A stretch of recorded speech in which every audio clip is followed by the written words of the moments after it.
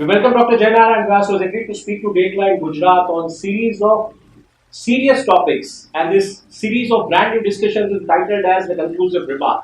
Today has agreed to speak on something called food security, and the clear notion is that are we moving towards a green revolution or a green revolution? Definitely, we are not interested in being critical on this subject, or we don't wish to criticize anybody. We do not wish to editorially opinionate this whole subject. We want to talk on facts, the figures. So most of our this discussions, which will be a part of our this series of this serious discussions or serious topics, a brand new discussion called a conclusive remark, and it's ending by three dots. So a new beginning starts after the conclusive remark. So that's what we'll be talking in terms of the past, the present, and the future. There will be several topics pertaining to agriculture, economy, energy, water crisis, lots of issues in coming days. But to mark this beginning, to kick off these discussions, we bring in today a topic called food security, because food is something very essential. The Gujaratis are foodies. So, yes, Dr. NARAYAN Vyas, thank you for speaking to Dateline Gujarat, and we welcome you. And the first question, when you talk of the food security, we talk of India, which was importing grains, which was importing milk powder. Today, definitely we are going to be talking in terms of past, present, what we are, and future, what we need to do. But how do you see the nation, the way it became independent, the way it was importing food grains and milk powder? Now today it is a kind of self-sufficient. We would call it a self-sufficient economy in terms of food security, food grains and milk powder. Could you just elaborate with the numbers and figures and facts? So very rightly you say that when we started writing our first 5-year plan, the country produced barely 50 million tons of food grains. Okay. We were donated a milk powder by an institute called CARE, which was being given to our school children as a nutritionally dietary supplement. We are very little to boast about as far as agriculture production was concerned. From there, we have come a long way. We were surviving at that time on PL480 wheat imported. I remember that. Milo Jowar from Australia imported and distributed through ration shops. I've heard my grandparents talking about it. Yes, so we were not hand to mouth, we were ship to mouth. Ship to mouth. From that scenario, that situation, today with 275 million tons of food grains, second largest production of fruits and vegetables in the world, one of the highest milk producing countries in the world, India has really come a long way, and the credit must go to our farmers, agriculture scientists, and especially the personalities like Dr. Swaminathan, who pioneered the Green Revolution, and the political masters, those be, who supported this kind of initiative. That from early 71 onwards, India started moving on the path of self-sufficiency. Okay. And from there, we have never looked back. So, in a way, you are right that we are now a country which, with almost 3 times more the population, we are able to fend for ourselves. Not only that, we produce little surplus. Our godowns are stored with more than 1.5 years requirement of grain for this country. Okay. And we have a problem now how to market the surplus milk or milk powder. So I think we have come a long way, and the credit must go to the Green Revolution, which was pioneered by our Dr. Swaminathan and his team, which basically relied upon hybrid seeds, better fertilizers, mechanization, and other things like rotation of the crops and proper cropping and cultivating the crops in a particular way of manner. Okay. So I think we have done a great job. Our farmer has really kept our flag flying. So, you mean to say that we have been a kind of a surplus food economy from a little surplus food economy from a deficit economy. You were mentioning something about Dr. Lal Bahadur Shastri. What was that particular incident? So we were short in paddy during those days. When Lal Bahadur Shastri came as the Prime Minister, he appealed to the country that let us give up at least one time eating of rice in our food. Okay. So that was the situation. I just mentioned it to harp upon the kind of a trouble that we were undergoing getting a ration supply through the fair price shops. Yeah. This was the situation, this was the scenario. From there, we have, I mean, the present generation perhaps might not know that India was a country where, we were importing Wheat and we were importing Milo Jowar, we were donated the milk powder, things like that. That might sound to them something no, but strange. I remember as a kid, I have in year of 80s, I have stood in this ration lines at the ration shops and got my kerosene or probably our family share of sugar or wheat or whatever it is. So yes, today I definitely don't stand. I largely buy it from the supermarkets. Yes. But having said that, Dr. Vyas, you mean to say that the country has moved to a little surplus from a deficit, food deficit economy to a food surplus. So we're talking this since 1947 till the journey now, the last 70 50 years. million tons to 275 million. It's five times. That itself speaks. It's five times the progress. Yes, the kind of white revolution that was True. engineered by Dr. Korean and his team, True. which has made us stand today as one of the major milk producing and milk processing countries. Recently, you might have seen a news item in the daily newspapers that now Amul is planning to set up a dairy plant in USA. United States of America. So I think it's really something which one could be. Yeah, I mean, butter was a commodity which was a rare commodity. Today you find Not butter only that, almost, not only that, not only that. Butter was a rare commodity, and it came from a private sector producer called Paulson. Paulson, true. So earlier, during my days as a student, if somebody is buttering you, which you are saying you don't apply Amul, one would say Paulson mat laga. Paulson mat laga. So that was the scenario. And that was coming from Bombay. That's what I understand. Yes, it came from Bombay, and the history was that Charotar, which was a major producer of milk even during those days, they used to extract casein and then throw away the milk as a waste product. And from that butter was made. That was the beginning when Dr. Korean and Tribhuwan started working on this cooperative movement. So I think we have come a long way. We've come a long way. I mean, it's a taste of India. When we talk of India, Yes. one of the largest. Among the taste of India. It's all the taste of India. India has a vast variety of agriculture produces in terms of the grains, the vegetables, the fruits, the cereals, compared to some world-class global economies. Could you just tell, that what is the share of agriculture in the Indian GDP as well as in terms of the global GDP?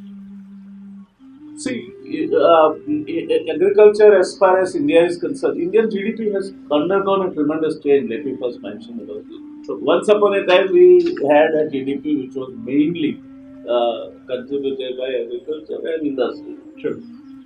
Now, 60% of the GDP comes from the service sector, and around 16 to 18% is the contribution of the agriculture sector. So that's how it is. Agriculture has been relegated into the third place. Industry contributing around industry contributes 25%, and then agriculture. True. So agriculture, in terms of, you talk about GDP, that is not much. But let's not misjudge the importance of agriculture by its contribution in the GDP. Agriculture is one area which today even provides 50% plus direct indirect employment in India. It keeps the rural India bustling. 60% of India even today is comprised of the rural markets, and it is there where the importance of agriculture is, that they are kept supplied with the jobs, employment, and also the other ancillary benefits. So it might be a tertiary component in the Indian GDP with 18%, but it's very vital. That's what. Yes, it's very vital. In terms of job. See, India has twofold problems. One is we are talking about right now food, but you should not also forget that India is the youngest country in the world. Okay. With 29 years as our average age, we are the youngest country, and 70% of the population is below 35 years of age. So one of the major problems which the country has on hand even today, and is going to be facing it in more magnified way in the years to come, will be youth and employment. That's true. So agriculture has a major contribution in providing this employment through the agriculture and rural sector. Let me remind our Facebook viewers, we are in Facebook live discussion with Dr. NARAYAN Vyas. We're ready to speak today on the topic of food security, and the slogan is, of course, are we moving towards green revolution or green revolution? Please put your questions. ગુજરાતીમાં કહો. આપણે doctor Jaynarayan વ્યાસની સાથે છીએ. એમણે આ ભારત દેશની જે food security છે એના ઉપર વાત કરવા માટે સહેમત થયા છે. અને જે સ્લોગન છે કે આપણે એક હરિત ક્રાંતિ તરફ જઈ રહ્યા છીએ કે એક પ્રકારની એક ગ્રીન ક્રાંતિ તરફ જઈ રહ્યા છીએ. આપના પ્રશ્નો ડેફિનેટલી આમાં આપ પુટ અપ કરી શકો છો ફેસબુક લાઈવમાં. એ પ્રશ્નો પણ અમે આમાં ડેફિનેટલી કન્સિડર કરશું ડોક્ટર વ્યાસ સાથે વાત કરવા માટે. Doctor Vyas, when you talk of the contribution in terms of global GDP, when you talk the agriculture pie, where do you see India standing? See, I would say that if you know, the problem is that we compare it as the cost to postage. Sure. I would say that the hunger is the worst form of problem any country can face. It by way of supplying you with the critical needs of food, brings in unwanted elements like politics, arms, drugs, and at times civil wars. You look at China, Look at Africa. You look at Africa. That's an Most of ideal the countries in Africa. So I would rather say that if I'm asked that what is the single most achievement of India after independence, I would say it is self-sufficiency in agriculture, because of which we are able to keep our head high. And to that extent, I would say our farmer has made it happen. And I would say if anybody is the topmost important player in the Indian economy, it is farmer. So Jai Jawan, Jai Kisan slogan by Dr. Yes, just Jawan keeps us secure from enemies, guarding our borders. The Kisan keeps us secure, guarding the major enemy of hunger. And but are we still in that the kind of a layer when you talk of the global players in terms of agriculture, or we are still lagging somewhere? You should not. Again, I'm telling you that we are number one in so many. Recently, we have left Brazil behind as far as the sugar production is concerned. So if you talk about in absolute terms, again, in terms of production of wheat, in terms of production of rice, we are leading country as far as the world is concerned. Sure. So to me, that dead figure of percentage share in GDP doesn't matter as much. It matters as far as keeping the rural economy thriving, keeping our stomachs fed with proper quantity of the food that is required. That is more important to me, Okay. not those figures of GDP. Okay, so fairly you mean to say what we have largely taken the questions and what we concluded these two questions basically is that India has been a kind of a plus surplus economy when it comes to food security. It has been a prominent player in global trade in terms of rice or paddy or wheat or even sugar recently. So somewhere we are doing fairly in the terms of food contribution or food security worldwide. That's how we can conclude in these two questions basically. See, we have multiplied. When we have food deficient, the total, It's 5 times. yes, it is the population has gone up. So from food deficiency to food sufficiency Food sufficiency. or food security is one thing which we are talking about. It appears so easy to talk, but when But you it's very put a hard. multiplier, It's very hard. and then now thereon, you will need 100 million tons more of food grains by 2050, as we are rushing towards becoming the largest populated country with a population projected around 1.7 billion. My question was going to be that compared to the 275 million tons of food grains produced in India today, what appears to be the requirement for the country by 2050? How will it be met? See, requirement by 2050. See, the problem is what, Dr. Vyas? When you say it's easy to talk, but it's not easy to achieve because India again has a kind of a diverse food culture. The north has a different food pattern, the west has a different food pattern, the east has a different food pattern, the south has a different food pattern. So, I mean, when you say this, it's not easy, of course, but then in 2050, No, it doesn't matter to me. Okay. Diverse food culture doesn't matter to me if you have sufficient wheat and if you have deficient rice. Okay. That kind of flexibility we have as far as our planning of the food is concerned. So that's not the issue. The issue is that you are going to grow from currently around 1.25 billion to roughly around 1.7 billion by 2050. Okay. Now, that means today we are in 2018, almost halfway. Sure. From there to 2050, that is next 30 years, Yeah. you will have to have additionally 100 million tons of food grains. That is double 375. the total production which India was making in 1951. You will have to add in next 30 years. So by the time of 100 years, India has to add a double food production. 1951, what we were. Yes. By 2050, we have to be 375 million. Yes. Okay. And so it's the challenge is that in 30 years, 100 million tons. exactly. So, or in the other way around, if you take 275 million tons, and how many years? 50, 50, and 20, 70 years. So, you added roughly 40 million tons. 275 divided by 70. Sure. That is roughly 4 million tons Sure. every year. Now, you are called upon to add incrementally. One even if you're adding 4 million ton more, that is meaning Yes. 8 million ton, let's say, Yes. then we have to address it at least for 30 years, 4 million. 30 And a constant rate would be another 120 billion ton. Yes. So target is not hard. It's not achievable. It's hard. It's hard. It is not achievable, I won't say. Okay. Because we are in the era of technology, we are talking about biotechnologies and so many other things.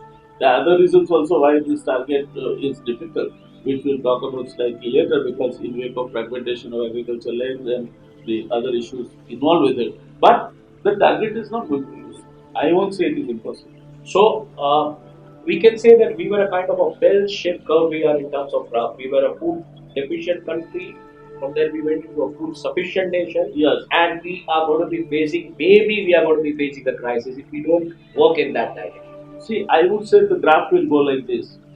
It won't be exactly bell-shaped. It will then have a plateau. Kind of a constant plateau. Yes. But Okay. with the population increasing, Okay. per capita availability will decrease. And therefore, it might create problem if we are not able to enact another green revolution, which appears to be very impossible, as Dr. Swaminathan said. But somebody asked him that, do you think that chance of enacting another green revolution? I think he's on record saying that no, second green revolution not possible. That this, let's say, it's not green revolution, it's a green revolution. And why do you call it a green revolution? Because there are some doubts that in another 30 years we may not be able to touch that 100 billion mark, any 100 billion mark. Not really. You know, in a process, we have exploited all favorable factors. Okay. You were traveling. Okay. The path of least resistance, then little more resistance, then little more. Now you are getting into a really tough. So there are several socio-economic factors we will be taking another series when we talk. So that is why, you know, if you are simply projecting it in a y is equal to mx plus c, that makes sense. But then, sir, Dr. Vyas, could you throw some light? You know, the kind of wastage of food, the kind of report we get about wastage of food, would that be some kind of a solution somewhere in coming days if you want to touch that 100 million? When you have a fixed quantity available, there are two ways of looking at it. Use it most prudently. Okay. And I would agree with you that there is lot of wastage of food, which is cooked food you are trying to tell me. And even the stored food. I'll come to it little later. Yes, there is a scope. We must learn to eat. What if you go today to any restaurant or even any marriage function, a lot of food is wasted. Sure. So I think it's a national waste. That kind of a thing must get into our mind. Unfortunately, both, I would say all the three, food, water and energy, we believe that it is our fundamental right to waste it. To waste it. So that is one thing. But at the same time, when you have increasing per capita income, obviously the food intake also goes up. The food intake goes up. So the butter, as I said, butter and the cheese are the best benchmark, which was considered to be an elite commodity once. I recall it was a kind of an elite commodity, and today it has become a kind of a staple commodity. No, it is, and you must also realize what Professor C.K. Prelad said: bottom of the pyramid market, smaller package, high value goods being consumed under the influence of the media or the elite segment by the lower income group. Parle-G is a classic example. Parle-G, you see a 5 rupee biscuit with a cup of tea beats, anybody. That's how it is basically. Yes. You look, any quality of shampoo is available in sachet. 1 rupee pouch. Butter is available in 2 rupees. Now the small packets, yeah. So, this is again going to open up the consumption, which was hitherto a domain of selected few. So, if you look at a country which meets with anybody's requirement who has the capacity to buy, I think you are going to be in for little difficult. Okay. Yeah. But sir, then, what are the reasons you see that the wastage is not really being controlled, or are there some infrastructure gaps? Basically, culture. We don't anything which we feel that it's somehow that kind of a social responsibility, or considering it as a national resource, that that feeling doesn't well enforce. So that is one thing. Second thing, which is more serious, which I was trying to say, is loss, and you were mentioning about it, loss during storage and transit. Yes. Sharad Pawar, who was the agriculture minister about 6 years back in Rajya Sabha, said that we waste 50,000 crores worth of footprints because of improper storage, leakages, and the damage done by rodents and other such things. We do not have proper silos, proper storage facilities. That's number one. No cold chains. He said we need 62 lakh tons of cold storage. Compared to that, we had roughly about 24 lakh tons of food storage. So there are huge gaps. Food produced by the farmer and food consumed or food then stored. Taken, transited to the mandi, and then taken it up for bulk storage and retained it for future distribution. There are huge leakages. Of course, we are going to talk on the kind of agitations where we saw the food being dropped, the milk being dropped on the roads, the potatoes being smashed. Yes. We are going to talk on that. Yes. We are going to talk on that in the series of other discussions where we have on the fragmented land issue and things. We'll deal with it. But even that, I think, adds a kind of worry. No, I am not worried about it. That's an aberration. That's a temporary phenomenon. Even in France and other countries, you see farmers coming out and then throwing tomatoes on the road, and when they don't get proper pricing. Okay. So that doesn't worry me as much. That's a kind of temporary solution. Temporary solution, and it has its own way of dealing with it. Okay. So that's not the issue. Okay. So when we talk of this, what are the cash crops India is producing today? What is likely to be the future scenario? How do you see this? Because basically, why food wastage? I understand infrastructure issues needs to be. Let's go back to history. Okay. Why the people were attracted towards India? Because we were a country which was mainly trading in spices and chemicals. Sure. That brought Vasco da Gama to India. That brought Britishers also to come to India, first as East India Company, and then later as special vessel rulers. But the issue is not that. The issue is that if you have something which ultimately what you call cash crop, India has a variety of cash crops. If you talk about Gujarat alone, we produce human seeds. Almost 90% of the psyllium exported from India comes from Procter & Gamble is one of the major buyers in these years. Then we have a good economy which produces spices. Talk of Kerala, the spices from Kerala have made a name worldwide. Cardamom to cloves. Then to the pepper, of course. To the pepper. Then we have the crops like chili. We have other crops which include fennel, which include sesame. Gulf countries are major buyers of sesame. Even Japan is a buyer of sesame. The sesame seeds, I recall the McDonald's burger buns have the sesame from Rajkot. Yes. So yeah, of course. And now North Gujarat is also emerging. Another major cash crop which we are consuming and which we are not able to do much value of it is castor seeds. Castor seeds, true. We export raw castor oil, or maybe at the most there's some castor oil preliminary derivative. But the real value-added products, you know, the the turbine blades which the aeronautical is used for, that comes from castor. That's castor oil derivative. But that technology is not being available. That has always been my question to most of the people who have been trading in castor, who have been cultivating castor. Yeah. I've been talking to some agriculture analysts. So why it is so? The castor is grown in Gujarat, but the prices are fixed in Amsterdam. You know, I mean, so what is it? You know, there is something which is there is some element of technology cartel. You know, we are able to. Earlier, we used to go up to hydrogenated castor oil. True. Now we are able to crack the castor oil, ondesanic acid, ribosic acid, and export it. But the real stuff still It's not happening. is not. Then the value addition you mean to say. Castor is like a petrochemical complex. You can crack the castor oil, and you can have a castor oil complex, which from the grease which I was talking about to bulletproof plastics. True. They are all products which come out of castor. True. So we export them. Export the comparatively low value raw material and import those high value.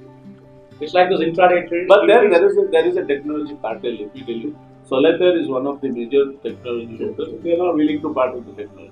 So it's a kind of that intraday players, you know, just buying or selling the shares and not really looking the long term kind of. You are right. Okay. So despite all this progress on the agriculture front, India remains far behind the target for edible oils. Castor, you said I just thought of bringing edible oils. Yes. So what is the current scenario? Would India be self-sufficient in years to come? Because there has been a lot of hue and cry on the import duty on edible oil, making fluctuations in prices, mainly the palm oil. Let me tell you, India will never be self-sufficient in the Edible oil. The reason? The reason is the growing demand and not similar increase as far as the oil seeds are concerned. The demand. Cultivation of oil seeds, you mean to say? Cultivation of oil seeds. Okay. And also some cheaper varieties like palm oil, Okay. which are competing with this. So India currently produces something like 40% of the edible oil. 60% of it is still imported. Okay. So, you know, if I have got some statistics. Yeah, okay. India's edible oil import prerequisites developed by a sharp 45.2% from 10.4 million tons in 12-13 to 15.1 million tons in 16-17. That's a reasonable huge hike. and government keeps on putting at times duties, giving Exactly. concessions. Exactly. But that's only you know, it doesn't really price sensitivity of demand doesn't work there. It doesn't curb the edible oil consumption. So if it was the case, then it would not have gone up from 10.4 million tons to 15.4 million tons in just less than 5 years. It's a huge. It's a huge. Yes, flux, I think. and that is what it is. That's a worrying aspect you mean to say. No, no question of worrying. You know, no country is totally self-sufficient for their requirements. Okay. But you can have your Edible oil. answer to that differently. Okay. You know, if you were to plan the strategy, it would be different. I am not an expert in edible oil area, but I still wonder as a layman, and maybe I am wrong, that why India cannot have joint ventures with the countries, especially Malaysia, Indonesia, which are supplying. I think they have done some types basically for the palm plantations. But that will not work. You know, you should really own the manufacturing facility and then have a tie-up here. And a kind of logistics pipe basically. Something which can be worked out. Which can be worked. Otherwise, you know, the cotton seed oil, which very fast cotton with hybrid cotton is coming into. India is one of the major cotton producers. We are third largest producer. Yeah. So the cotton seed caught up. Then there is some Madhya Pradesh and other areas. Uttar Pradesh started growing soybean. They started growing sunflower. But these are all, compared to what we need. They Very vocal about the cotton prices about the prosperity which came because of cotton, but there was a global pricing phenomena in cotton which made the cotton farmers really rich in Gujarat basically. But itself is a separate issue. I understand. It has so many other things, and China has emerged with all said and done as a major player. Okay. So that definitely will be taking another series when we talk on the international trade in other areas. This puts me to one area. I'm always worried about this. You brought in, you talked about the grains, you talked about milk. Let me remind you, viewers, we are talking to Dr. NARAYAN VYAS. He's talking about the food security of the nation, and the debate is basically: are we moving towards a green revolution or a green revolution? Please do send your questions. We'll take your questions live on this. I think there is one person called Prashant Modi who has put a question. He says, our economy is entirely based directly or indirectly on farmers doing farming. So, you rightly answered that they constitute the 18%. If you would like to answer Prashant Modi. Prashant, it's not the GDP that you should be, when you talk about economy, you are talking about the GDP alone. Two things important, and there you will have to be grateful to our farmers. Number one, it is because of our farmers that the production has gone up from 50 million tons to 275 million tons. So you and I get sufficient food to fend for ourselves. And second, even today, the rural economy provides agro-related and allied employment is more than 50%. So yes, and third, let me tell you, which might not have occurred to you, is that rural markets, because of the agriculture doing when it does well, they have a boom in purchase capacity. But even notwithstanding that, 50% of the cement produced in this country is purchased by the rural market. 55% of the motorcycles produced in this country are sold in the rural market. Parley to any major soft drink company or biscuits manufacturing company, 45% of their product is sold in the rural market. Almost almost 40% of the cloth produced in this country is sold in the rural market. So, as a consumption center also, your farmers and they are keeping the rural markets alive is a major push to your economy.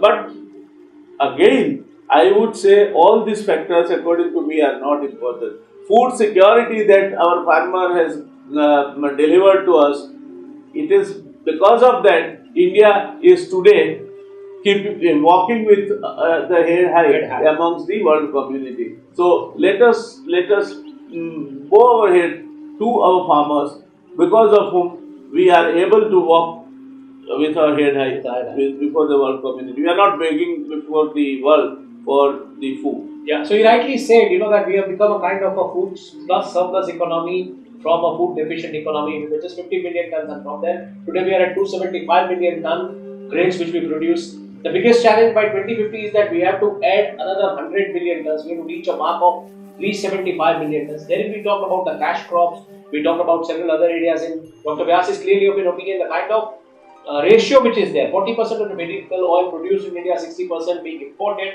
So we cannot be self-sufficient when it comes to edible oil. We need to take some measures in that direction, a kind of concrete measures. This brings me to an interesting point, Dr. Vyas. As I said, I've always been talking to people like you about castor grown over here, but the derivatives shipping or the pricing happening in Amsterdam. Same way, wheat in Australia, sugar in Brazil, palm in Malaysia, rice also somewhere in the Southeast Asian economies, and the climate change. This has always been one area which I always given me a thought. I think the kind of energy which you need to pump in to produce it. Do you see in that scenario? How would India really progress and add this 100 million ton target? See, before I say anything, let us understand that all easy options are over. We rode on the piggyback of Green Revolution, which was engineered by Dr. Swaminathan and his team and backed up by the government of the day to the hill. Those options which helped the Green Revolution were mechanization of agriculture, then hybrid seeds, chemical fertilizers, pesticides and weedicides, and better methods of farming. These are over, and to some extent also spreading irrigation, making more lands coming under rain-independent agriculture. All these options stand fully exposed today. So you will have to think something out of the box kind of a solution. Out of the box. If you are to add another 100 million tons in next 30 years, so it's not going to be easy. Not impossible, but not going It's not going to be easy. You need concrete steps and concrete measures. Yes. With the edible oil component 60% being imported, could you just throw some light as to the growing deficit, how it is putting a pressure on the foreign exchange also at the same time? You need an oil to consume, but I understand that there's going to be a kind of pressure on your foreign exchange. Well, I think anything that is being imported will put a pressure on the foreign exchange. But the finance minister already came out you saying should not forget yes, that your major foreign exchange outgo is on importing the energy, true, and not importing in the edible oil. True. And therefore, edible oil, yes, but then there is another also way of looking at it is that it can be offset against the agro commodities exports. Sure. So if you are importing something, you are sort of balancing it over with the agro commodities export. So I would not for one would say that this is as dangerous as the energy import and the foreign exchange requirement for that. So I will discuss but it's a kind of it's everything that you are importing that hits your foreign exchange, and also we will again discuss it. This foreign exchange reserve in itself is something which needs to be looked under X-ray. Serious scanner. The kind of components that we have. We would love to do that with you in our next discussions. There is Dr. Narayan Chaudhary asked one question: is the second food revolution possible? We already answered, quoting Dr. Swaminathan saying that it is not possible. And again, he asked that MSP is an answer to this. I think we are going to take this MSP on a separate MSP is not an answer to that, Dr. Chaudhary. MSP we will talk separately on that in coming days, right? On this separately, series. But let me tell you that Dr. Swaminathan said second green revolution. That was a model. I think let us not generalize it. He said that is not possible. But all other options like biotechnology applications are open. Yes, they are open. And I would say anytime you have any problem, technology has never said no to solutions. So a technological green revolution is maybe an answer in coming days. You have the multi-story platted agriculture farms in warehouses in Singapore. Yeah. So someday you will find the answer. Question is at what cost and how soon? How soon? That's a big thing. Dr. Vyas, as we sum up the whole thing, we are coming to one very pertinent question: is that what is your take on the agriculture credit scenario? Why still farmers' debts remains a major issue in this country? So, what do you see as one of the major factors behind rising farmer suicide cases in India? Is it the debt? Is it the lack of coordination to educate the marginal and small farmers to increase their outputs? Is it the market gap where farmers fail to encash better returns on their produces? Again, a kind of MSP answer comes over there. Or there are some other external factors too. Like you said, the multinationals playing very strong in some particular product value addition or kind of things. Are these areas somewhere being addressed rightly? See, this is a very sensitive issue. Okay. And to say that this farmer suicides, any suicide, anybody putting an end to his life is a serious thing. And as human beings, my heart bleeds when somebody talks about somebody committing a suicide. But then at times, there are three kinds of lies: white lies, plain lies, and statistics. That is true. And in this issue, I think I lean upon the statistics which are provided by Dr. Panagaria, one of the eminent economists, who has said that only 25% of the cases of farm suicides belong to the reasons which are there. And again, then he has said that who are the people amongst these who commit suicide. Then he has again further categorized. So it's a kind of a subset kind of a theory. Yes. There are three specific characteristics associated with the high risk farmers. One is those that grow cash crops such as coffee and cotton. Okay. The second is those with marginal farms or less than 1 hectare. And third is those with debts of 300 rupees or more. These are the three specific categories which are vulnerable to the debt burden and ultimately. The debts of 300 rupees. 300 rupees. Because you are in a country where still even almost as much population as you had at the time of independence lives below poverty line and is illiterate. So we have made progress, but we have also our inequalities. So there are people who are, still less than $1. So somewhere this issue has not been addressed because of 300 rupees is something, No, this is one of the reasons. The research is at times through some, but these two issues are very important. Yeah. One is those who are dealing with cash crops and those who are small and marginal farmers. So those two issues. It's a risk. It's a risk. And why it happens? So why this misreporting happens? Because when a person commits suicide, there is a police will mechanically fill up the occupation. It's a farmer. So whatever reason he has, because of internal family feud or because of his own stress or strain or depression, whatever reason, if a farmer commits suicide, under the category of farmer it gets labelled as a farmer suicide. Yes, Arvind says very rightly that 75% of these cases have reasons other than the agriculture, farm-related issues or the agriculture. So I think this is an issue which needs to be looked into little more clinical. Spotlight and clinically. I think this is a very rightly made point. That 25% of the reasons of the farm suicide are really the reasons where the farmers commit suicide, and 75% when the police fills the profession form, farmers saying, and that's what it is. So that statistics basically is somewhere which you need to really understand rightly. That's what Dr. Vyas opines about. Dr. Vyas, 300 rupees debt, a farmer commits a suicide. 590 billion rupees disbursed to just 650 accounts, according to the wire. I mean, it's very juxtaposing. Before we do that, but how do you see this? You have to understand the informal credit market. Okay. Informal credit market, it is so terrible. If you take 300 rupees debt, I have seen those the bamboo workers. Fortunately, during my childhood, we were staying at my farm where these kind of people came and stayed there during their working season.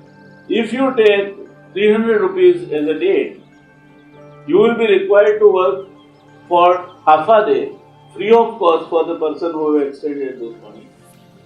Then there is anything between 24 to 36% of rate of interest. Oh God. So the fellow, half a day working for himself free of cost, half a day working for his own bread and butter, will never be able to pay the debt. He will be virtually a bonded laborer. He will be a bonded laborer. So this vicious circle of interest, the interest rates and the private sector, this informal sector interest rates are so horrible. But it is easy. So the temptations are that you go and then he gives you. First of all, he'll first deduct the interest out of what he gives. So he's already got his pie in his pocket. And then you never come out of this vicious. So the way you have the word Atangwad in Gujarati for terrorists, yes, there is a word called Vyajankwad discovered by the Gujarati newspapers called as high interest players. This informal debt market is a terrible. It's a terrible market. It's a terrible. I do understand. But what's your take? When you read the Wire report. No, Wire report is biased according to me. It says 590 billion given to 615 accounts. I am not surprised. And most of them are corporate. Do you see a foul play basically? No, but not at all. Basically, it's a human behavior which you have to understand. Reserve Bank has some mandatory percentages compulsorily to be given to the farm sector. Okay. Now, a banker is far more comfortable lending his money to an organized sector farm.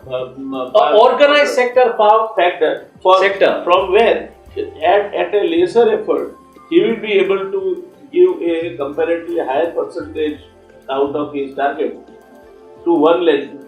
If you are average, what is the lending? Wire report, if you see, anything between 60 to 94 crore per account. Right? So if I have to lend 94 crore rupees, I will have to find how many farmers? 400 farmers? Sure. So the effort which I will make in all those formalities, filling up the forms, this, that, and then ultimately recovering, and the recovery costs involved, for any day, for bankers, these accounts are easily manageable.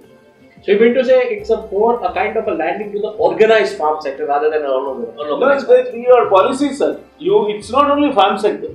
Farm supporting activities also, marketing and other things. It also includes cold storages and cold chains. Okay. So suppose somebody is setting up a logistic system of most sophisticated silos for storing the food grain. He'll be eligible to take this money. I understand. So, if so far so, this doesn't turn into bad days, I think it is like your Nirav Modi's and of course Mehul Choksi's and Vijay Mallya's. These are frauds. These are frauds. And they are not bad dates, they are frauds. And they must be dealt with very strong action. Very strongly. But that doesn't mean that the legitimate business activity, and you understand, I made a point earlier that why a farmer is not able to get his prices of his produce as he should have got. We'll discuss it next time. Of course, we are taking that in the series MSP and other areas. But those like Reliance Fresh who are helping, they are also incidentally, it's a further marketing. A kind of a value chain, a further organized farm sector, which is taking that money. So let's not get that biased. If there is something wrong, it must be ironed out and policy must be corrected to that extent. But just because they are larger houses and they are doing something which requires larger funds, you cannot say that no, they should be debarred. Okay. And farm credit must go to a genuine farmer. But genuine farmer produces something which needs to be again converted into value-added product.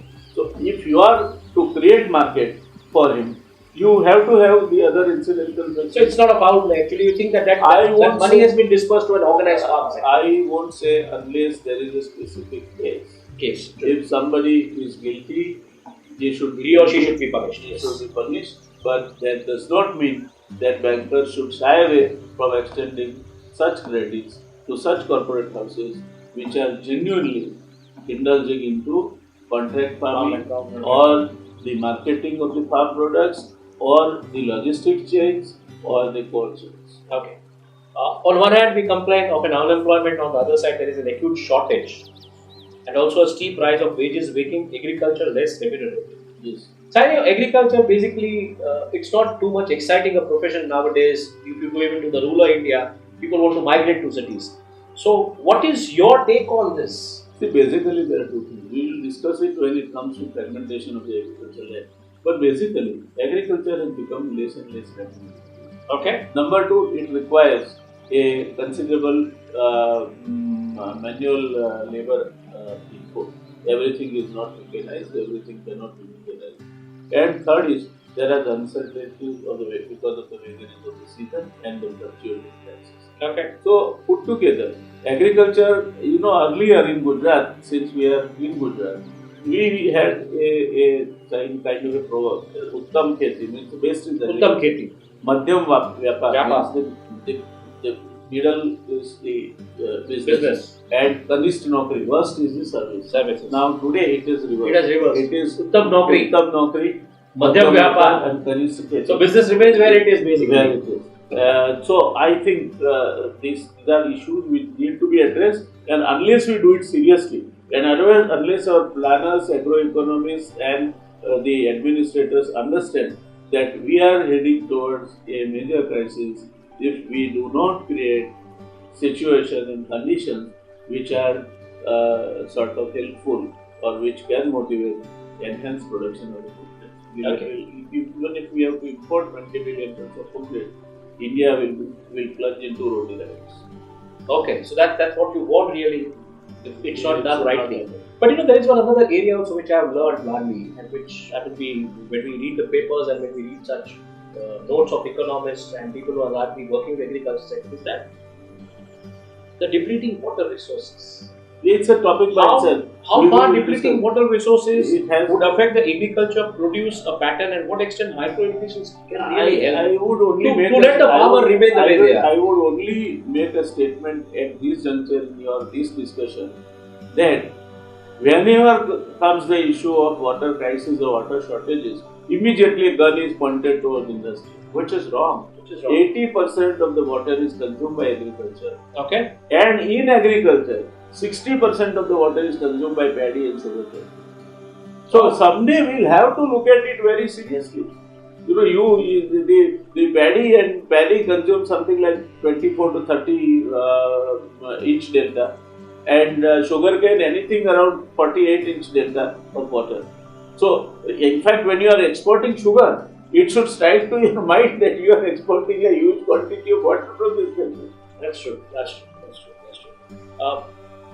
I mean, we are reaching class 2 conclusive questions. Let me remind the Facebook viewers, you are watching Dr. NARAYAN VYAS. Is live on the subject of food security, and the punchline is, are we moving towards the green revolution or the green revolution? And a lot of conclusion. The biggest challenge what he has said is that India needs to add another 100 million tons of food grains in another 30 years by 2050. Yes. We were a food deficit country. We were importing wheat grains, we were importing rice, we were importing milk powder. From there today we are a self-sufficient, a food-sufficient economy and a kind of surplus economy. We have raised our bars in several areas. The recent is the sugar production. We have marched ahead of Brazil. India as a nation has gone ahead of Brazil in terms of sugar production. So this comes to the two conclusive questions of this Facebook Live, and we thank all those who have participated in this. Please, if you have any questions, you can please post them and we'll try to see that how we can address it and how Dr. Vyas will try to take those questions. Dr. Vyas, India has also emerged as the largest milk producing country and also second largest fruits and vegetable producing country in the world. Would India retain this position in coming years? Do you see with this 100 billion tons food grain challenge? How do you see, I mean, the milk production and fruits and this area? This is the issue. Let us first take milk production. When we talk about India becoming the topmost country in milk production, some detractors would always come up and say, hey, your yield is one of the lowest in the world. Sure. When they say so, I say yes, I have the yield which is one of the lowest in the world, and yet I am number one. So there is lot of room for remaining number one, and India can further go up as far as milk production is concerned. There is a huge chance. You will have to learn how to deal with your animal wealth and how you will nurse them. And the best example is Gir cow. Sure. It is one of the finest breeds. But the purest breed is not in India today as much it is in Brazil. It is in Brazil. So you will have to understand, nurse your breed, create and experiment with creating better and better breeds. I think milk production and the milk produce can be with this. This could be one of the leading areas of activity where India can supply milk and meat products to the world. The best example I understand is that in the Western world they used not use the buffalo as a milk producing cattle, and India just used the buffalo milk. And I mean, these controversies go on. You know, we don't recognize Jersey cow as cow, and they don't recognize buffalo as something which can give milk. So, but ultimately, it will get accepted. I don't think that's controversies when you have a need. When the need is the greatest driver of any activity. Viewers, the last question to Dr. NARAYAN VYAS, and then we'll go for the conclusive remark as to what is the conclusive remark of this discussion and how will we take the discussion to the next series and what would we take further as a topic. Dr. Vyas, I mean, the question which comes to my mind when you say 100 billion ton, a challenge in 30 years, behind every 1 kilocalorie of food, you have to consume 10 kilocalorie of energy. Water, you already say, 80% of the water being consumed by agriculture sector. India is an energy importing economy today. Water, we are facing several crises with the kind of agitations which are happening today, wherein rivers are dry. Rivers are drying, that's what they say. So how do you see this balance really coming up, 100 billion ton with these sort of two challenges on which one, our resources are depleting, and another wherein we are an importing economy, we absolutely do not have resources for it. That's energy. You are right. We are an energy deficiency, energy importing economy. It would not have worried me as much as we are an inefficient user of energy. Okay. We use, for the same unit of GDP produced, we use 3.5 times more energy than Japan. So with the same energy you could have produced, if you go to the energy efficiency level of Japan, you can produce 3.5 times your GDP. So pegging down your efficiency energy level, same what we are today, If we improve the efficiency, we will not have to worry much about the energy efficiency. So again, it's a wastage of And energy you're calling it? It is absolutely wasteful use of energy, inefficient use of energy. We have now that wisdom dawned upon us that we should set our air conditioners default at 26 degrees. Japan is doing it for years today. Many years, true. So I think there are issues, and I am also not all that the sort of a pessimistic thinker. By that time, I think there are other experiments in solar energy and other areas which are taking place. So maybe someday I look forward to solar energy as one of the major Options, energy sources of India. Stay tuned.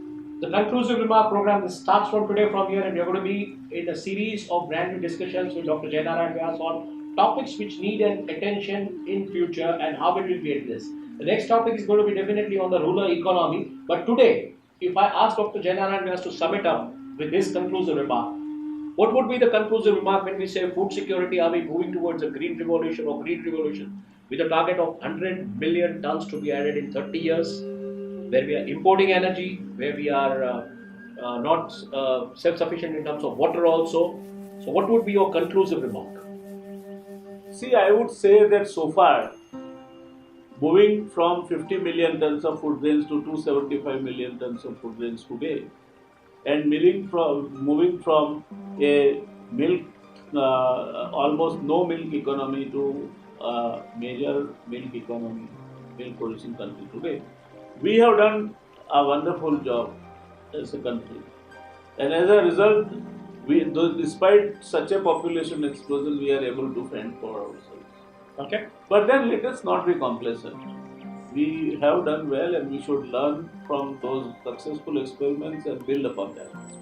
But then also understand that we will be, with the present rate of population growth, needing 100 million tons of more food grains in just next 30 years to come. So we'll have to prepare for that, because easy options are all getting over. You cannot create substantially more agriculture land coming under irrigation unless you, as a movement, resort to micro irrigation, which we'll discuss slightly later. Energy and water. Water especially. When we became independent, we had 5,400 meter cube plus person per year water availability. Today it has dwindled down to 1,100 meter cube per person per year. If you draw a vertical line starting from Haryana to Tamil Nadu, every state through which this line passes a water deficient state, Gujarat included. So we have already come to a stage where we are water deficient, and then agriculture also will have to now think that how the crops which are more water intensive could be replaced by lesser water intensive crops, how you can switch over to micro irrigation systems, how you can have better management of water than what you are doing today. Today we are a reckless user of water. Flow irrigation is a reckless use of water. 80% of the water is consumed by the agriculture, and therefore if India is to steer clear of the water crisis, I think agriculture will be the first sector which will have to take the call. 100 million ton, definitely a challenge, but I think even an opportunity. That's which gives a fire to our next topic, yes, the rural economy. So when we think of addressing the 100 million ton, how will the rural economy shape up? What will happen? This will talk in the next. Necessity is the mother of the invention. So and we have made in a process some commitments, some historical mistakes, which we'll have to correct. So yes, let this green revolution. And before I end, let me tell you, we are going to take it further. To take it to this 100 million tons food grain, you need to grow at 4% plus rate of growth. Double the rate of growth of agriculture, what you are clicking today. So that's the challenge. That's the challenge. Growing 4% in terms of agriculture growth, which is 2%. Doubling the agriculture growth. So we're going to be talking about the topics related to rural economy and agriculture growth in coming discussions. It will be on Saturday. This is the part of the conclusive remark series with Dr. NARAYAN VYAS. We are trying to address the serious topics pertaining to our economy, pertaining to our social life, pertaining to our kind of day-to-day affairs and kind of things where we don't opinionate these things editorially.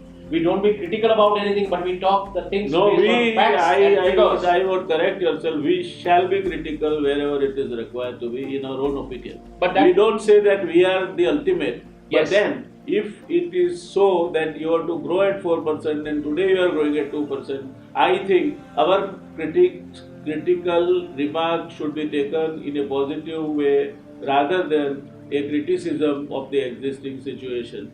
It is our job, according to our own limited wisdom, to sort of ring the warning bells. Ring the alarms and warning bells. Which basically. we will continue We to do it do as positively, we will professionals. continue in that Yes, manner. Yes. We will continue to do as professionals, honest to ourselves.